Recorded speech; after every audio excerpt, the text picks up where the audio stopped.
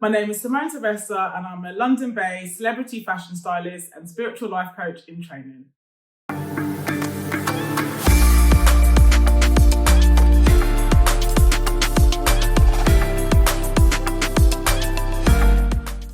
So Simone, we've known each other since university, right? So that's at least like 20 years. Yes. Yeah. and I've watched your career blossom in so many different avenues. So we already know that you're a really successful celebrity fashion stylist. So expand on, tell us about what that's involved over your tenure. Over the years, it's been quite a roller coaster of a career. Yeah. And it started with work, just gaining enough experience in general, knowing how you had to perform on set, how you had to perform with celebrities, with clients of a high status, the turnaround of certain things you have to be aware of as well. And then from there, it just takes time. Over the time, you end up, your name gets around more, and then you're the person on call for when people need for a certain particular type of style. Yeah, like when you were doing your degree, did you know you wanted to be a stylist? No.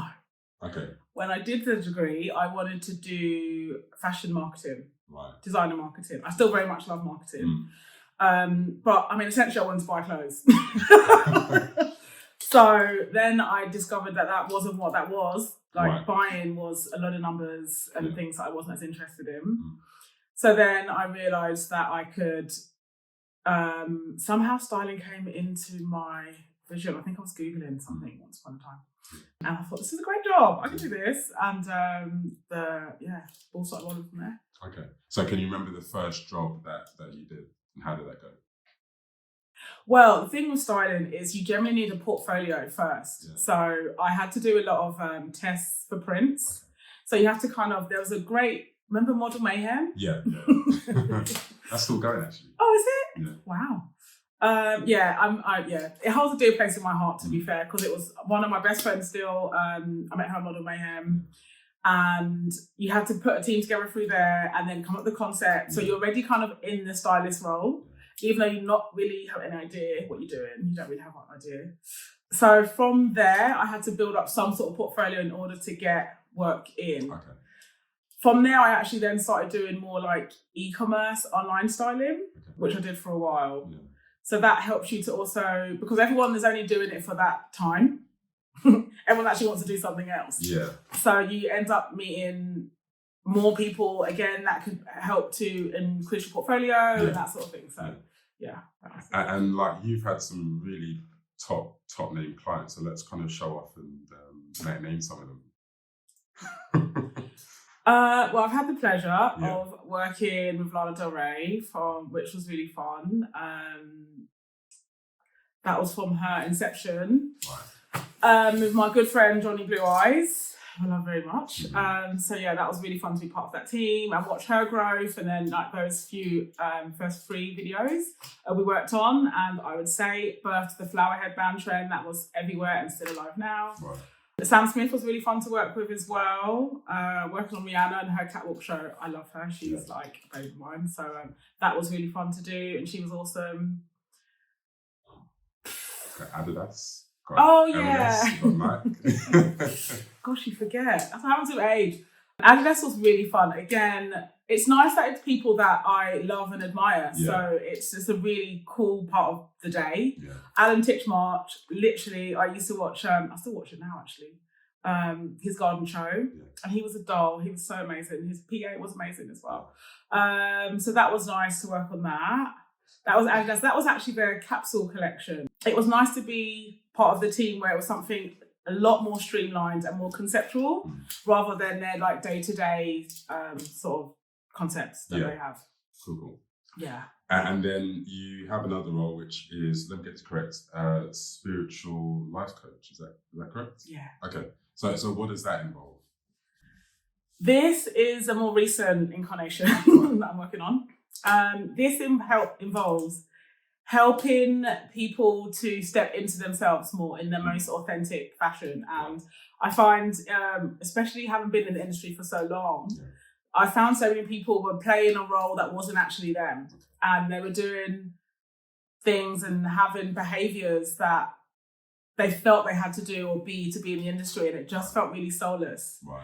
To the point where I had to find myself as well inside that. And then from going along that journey, I realised that there's a whole gap in the market that people need, which is spiritual life coaching. Yeah.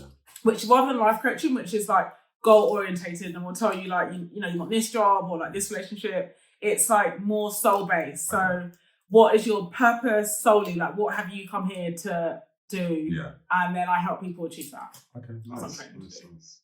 And so if we take it back to Simone as a child, how would you describe Simone as a child and how you transitioned to, you know, Simone as a woman? I'm still transitioning. I mean, like you say that there's much similarity between your personality then and now, or is it polar opposites? No, I would say actually it's really similar, and I'm really proud to say actually that it's really similar. I think again, a lot of people let go of their inner child, and they be like, you know, that a lot of people assume you have to be an adult and grown up. I mean, you do, fair enough, in certain things. But also there's a lot of power in still relating to your inner child. That's where a lot of my creativity and imagination comes from. So in terms of, I mean, I still love cartoons. I still love anime, happily watch it all the time. So that's a part of my younger self that is still very much prevalent in me as an adult now. My love of colour, that kind of didn't go anywhere. And my love of dancing hasn't gone anywhere either. And so she's still very much with me. Okay. Like something I wanted to touch upon, like, because I mentioned earlier that we did our degree together, and that was like maybe 20 years ago. We're probably one of the few that are still in the fashion industry, and we studied it and we kind of stayed in it. Yeah. I mean, what do you think is the reason why so many study in our sector and then don't end up in a job related to fashion? One of the reasons would be I'd say that people don't actually know what they're doing. Right. So, you know, you do the thing because it seems cute and it seems like, well, I'm being fashion. But many times over the years, you realise it has to be in your soul. Like the dedication has to, you know, because there's been many times I'm like, what am I doing? I cannot do this. And then when I think about alternatives, there was none. So it's like, this is the only thing I could legit think to do. So put your, you know, big girl pants on and get together. So, and I just think the staying power is the only thing that keeps people in it. And if you don't realise that there's a lot of, pardon my French, shit that you have to do before the the glamorous things come about, then you're not going to last. You're not going to last, I think, Like I've known quite a few people that have come up in the fashion industry that have went on to do a master's after a degree. Is that something that you're looking to do at some point? I would love to do a master's. Right. But I know my master's to be in a very random subject. Like, well, maybe psychology is not that random, but I would kind of like an abstract master's. Okay. Yeah, or even a master's in like herbalism or something. Oh, really? Amazing, yeah. Wow. So you wouldn't continue the education within the fashion sector, you kind of keep it more broad? Yeah. Okay. I would say, but I mean, honestly, I don't think there's anything in the fashion sector that I need to know further, which sounds really strange and maybe slightly arrogant, but it's just to learn. Like most learning is on the job, which I've learned over the years. So I can't imagine what I'd need to know unless I was going for like, I actually don't even know what role that would be that would require me to do a master's in it. You know? Okay. So you mentioned that you're going through a period of transition when we spoke off camera. Describe to us how that came about and how that feels. It came about because it got to a point where I am a goal-oriented person. So, you know, every month I'm like, okay, right, what do you want to achieve this month, this, that, and the other? And I was hitting the goals, and then it got to a point, I vividly remember being in Westfield at 12 o'clock one night after like 12 hours shopping, 3 suitcases, And I was like, is this it? Like, is this I'm exhausted, you know, like. So then I just started to think maybe actually there's more to life. And also one of my legacy maybe to be a bit different. Like, what am I actually contributing to this planet right now? I'm not sure that this is helping anyone, really, you know. I mean, don't get me wrong, again, I love shopping, love people looking cute, but what's actually the real point, you know? Have you ever thought of teaching within the fashion industry? You've obviously got a lot of like wisdom to pass on. I was a mentor Right. at LCF for a couple of years, which I really enjoyed, and it was nice to help students along. But I've also in that realised, like, I had some teachers that would be really jaded. Yeah, okay. And you know when you're young, you're like, oh God, you're just old, like what's wrong with you? And then you realise, oh, I'm there. Like, you get to that point when, you know, you've seen the realist that you're going to see in a lot, you know, like the good, bad and the ugly of the industry. Yeah. And you kind of want to slightly protect people a bit. So teaching, if I could be, you know what, if I could be like the abstract, cool teacher that sort of like helped people dream and in their concepts, and it was all very much sort of cerebral, then I'd be into that. And aside from the two roles that you have, you're also like a budding writer. I am. Okay, so what kind of writing is that? Writing has been in my heart since I was a kid. So that's another part of me as a kid that I've decided to show to the world. Currently, it's still in the spiritual wellness realm, so it's spiritual writing. Yeah. So it's processes that have helped me sort of step more into myself, and help, I think, has made me more authentically me. Okay. That I'd like to share with the world, and also rituals and things like that I've adapted to lead a more conscious life. Right. So that's the writing at the moment. Sure. Mm-hmm. Like, we actually did a shoot together last Friday, and you mentioned that you did a lot of traveling. I did, yeah. So, firstly, like, where was it that you went, and how did that experience help you? And I ended up in the community of really spiritual, conscious beings. Yeah. So there, I was doing breath work. I was doing mushroom ceremonies. I had the good fortune to do ayahuasca. Okay. I did Wachuma, which is also known as San Pedro. And they're just conscious expanding psychedelics, essentially. And from that, you're able to break down all of the barriers that hold you back and the things that seem really real in this sort of time, especially in London. Yeah. And I was able to, step into that, which was life-changing, really. What's a mushroom ceremony? So, you know magic mushrooms, right? So in this, you're given a controlled dosage. Okay. A safe space is held for you because obviously a lot of traumas and things that are repressed can be held. They're held in your DNA, in your cells. So in a mushroom ceremony, you usually set an intention of what exactly you wanted to meet in this time. And then the mushrooms do their amazing work, and they bring things up to the forefront in your mind's eye for you to work on, or things like that. So, I mean, there's synapses that mushrooms connect that nothing else can connect. So, they're quite an important part of human development. So, I guess you do all that to contribute to positive mental health. Yes, 100%. Yeah. Mm-hmm. And when did you choose to come back after kind of COVID and whatnot? I came back when it was warm again, in the summer. In the summer, so like June or something like that. Right. Yeah. And what's your heritage? My family are from Grenada. Both my mum and dad are Grenadian. Yeah. You've been back quite a few times. A couple. Would you say that the Grenadian culture influences you in any way? In all honesty, unfortunately, I'd say not a great deal. Right. I'm London born and raised. Yeah. This is a way deeper conversation, but I don't know. I think some parts of like culture I question quite a lot because I think it's generally a lot of stereotypes as well, which I don't adhere to at all. So it's difficult. Me just being me, which a lot of people, you know, a mum thing quoted as being like, "Why is so weird?" Yeah. So, I don't necessarily lean to that a great deal, to be honest. Yeah. Cool. And then you mentioned that you've been a mentor. So if you were it's an odd question, if you were to mentor yourself, like what advice would you give to your younger self?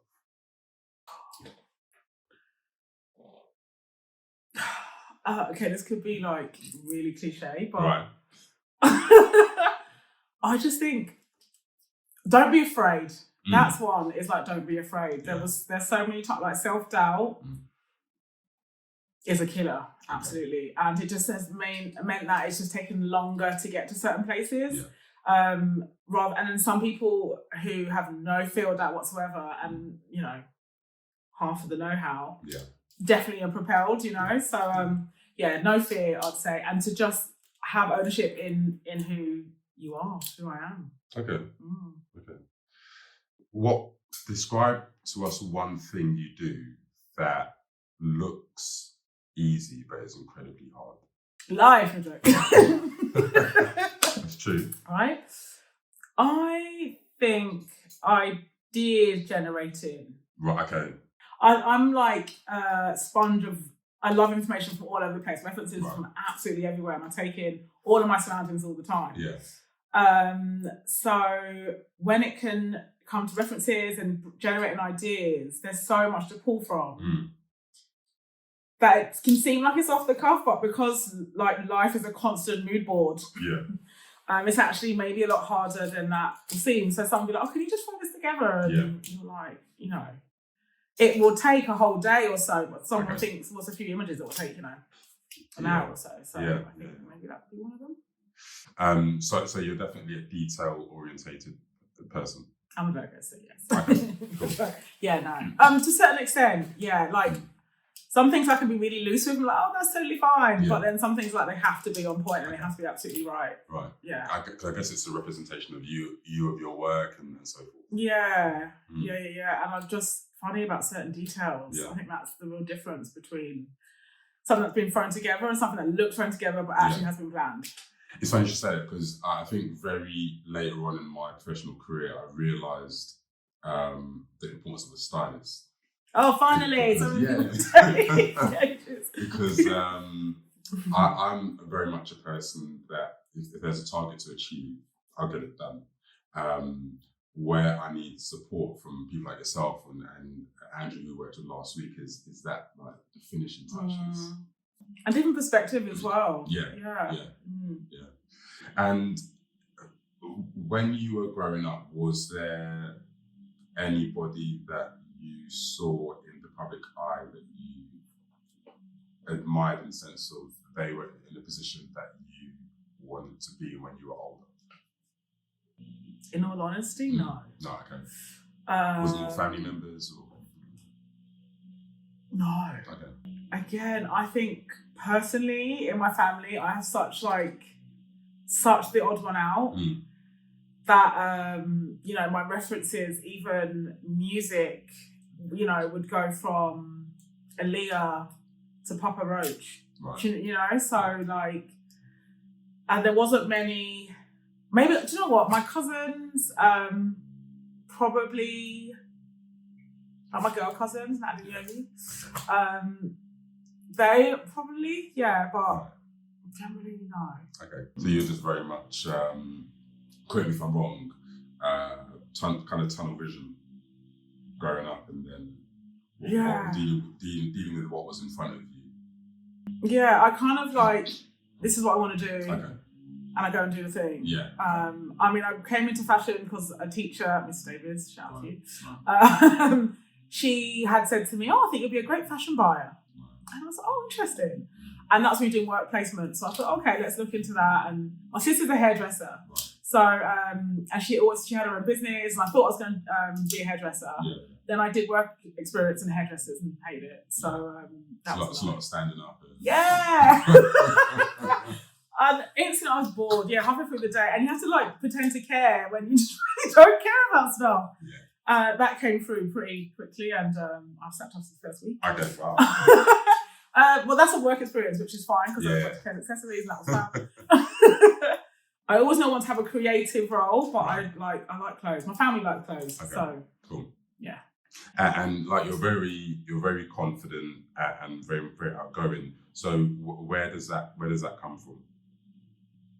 I found it also crazy. No, Really? My mum is a very confident person, and my dad, like, they're both chatterboxes. Right. So, you know, either of them would talk to anyone down the street, which as a child would be really annoying when you're waiting for them. But now, as I'm older and I realise that I've adopted the same characteristics, that's, really where that's from. Okay. And what would you say is the most inspirational project that you've worked on? One that really comes to mind is a shoot I did. My friend created a load of t-shirts, capsule collection of t-shirts for sex workers. And it was for Sex Work is Work, because in COVID they didn't get some of the same loans and financial payments that other people got. But obviously, like, some of the backbones of society at the end of the day. Do you know what I mean? When people want to admit it or not. Yeah. So and I met some incredible people on that shoot.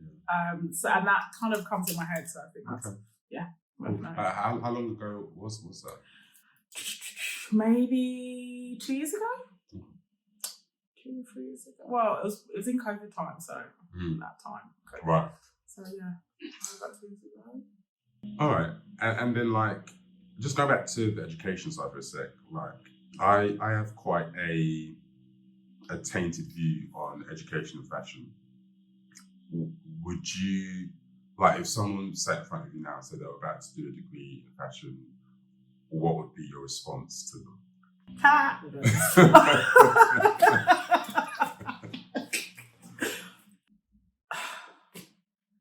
Fair play to you, to be honest. Okay. I mean, depends on what, there's so many aspects to fashion as well. Like, if it's fashion design, that's a hard slog, you know, like, as you well know, obviously. Like, so it's like, why are you going into fashion is a big question. And how much do you really truly love it? I think that's what people should really consider, because as you know, that you do it for the idea that it seems fab, and then you're in it and you're like, oh my goodness, it's like, you know, I haven't been sleeping like 30 hours, you know? So, I mean, I met my wife's sister, ages ago. And this was way before I met my wife. And I said to her, don't do a fashion degree, go and study English or maths.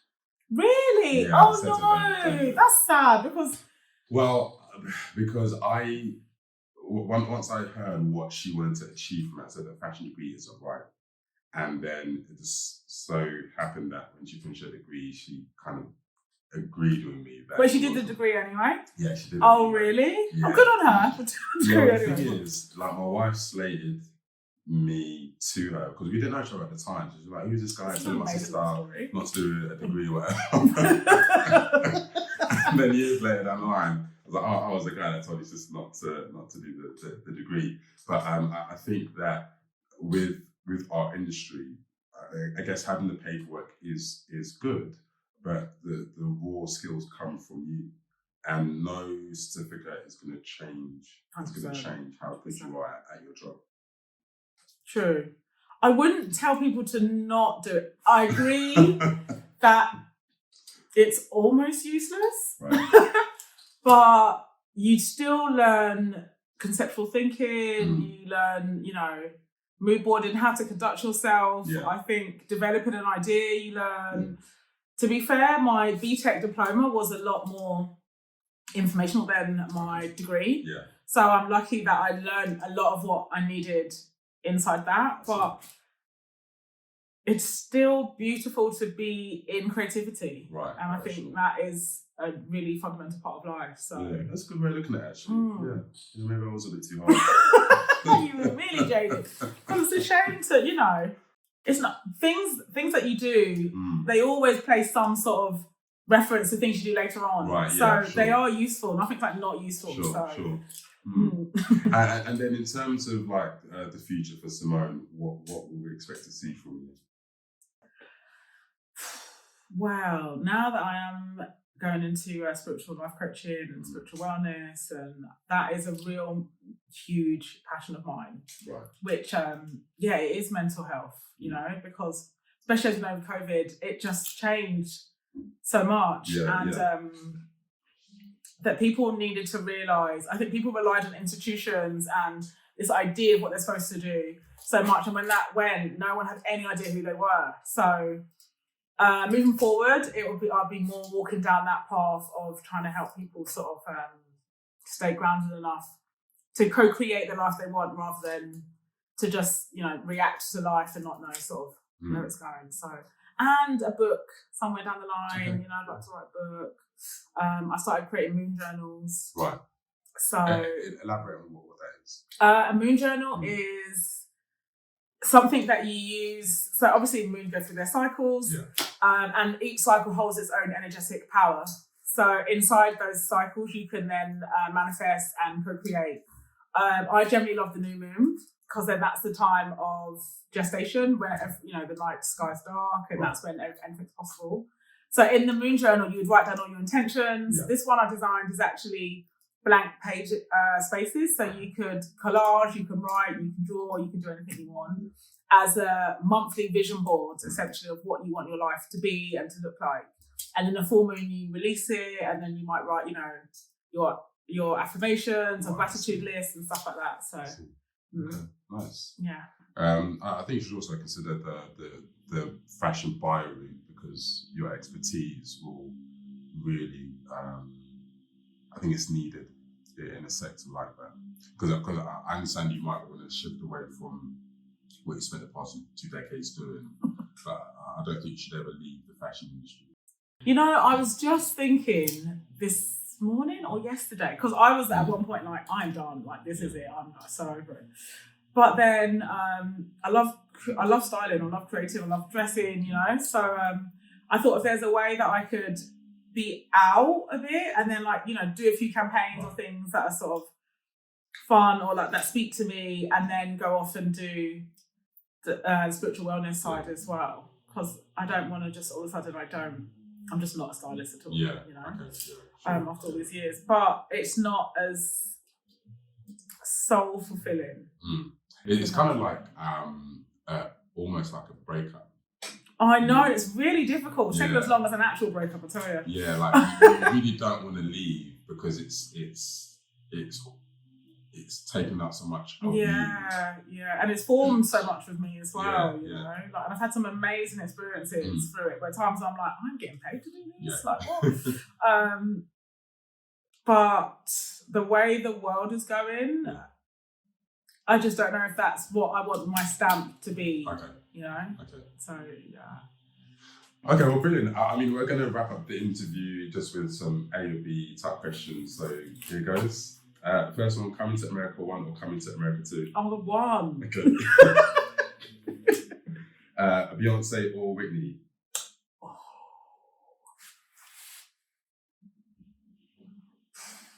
I've got to say Beyonce, but I'm inclined to say Whitney. Yeah. But Beyonce's albums, like older ones, Okay, so is that Beyonce? Yeah, Beyonce. Okay, good. Begrudgingly Beyonce. iPhone or Android? iPhone. Lifetime supply of hair products or lifetime supply of makeup? Has to be hair products. Oh, okay, fine.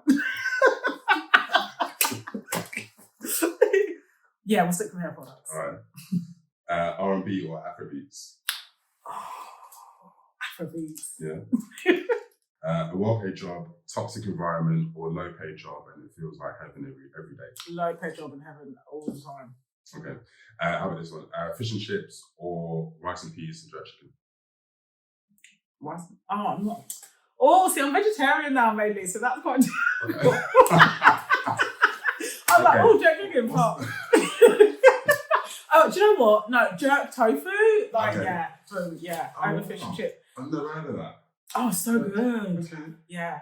No, it's so good. I mean, you can also get vegan fish and chips. Yeah. Made from banana blossom. Yeah. Interesting. And nori. Yeah. Interesting. Surprised.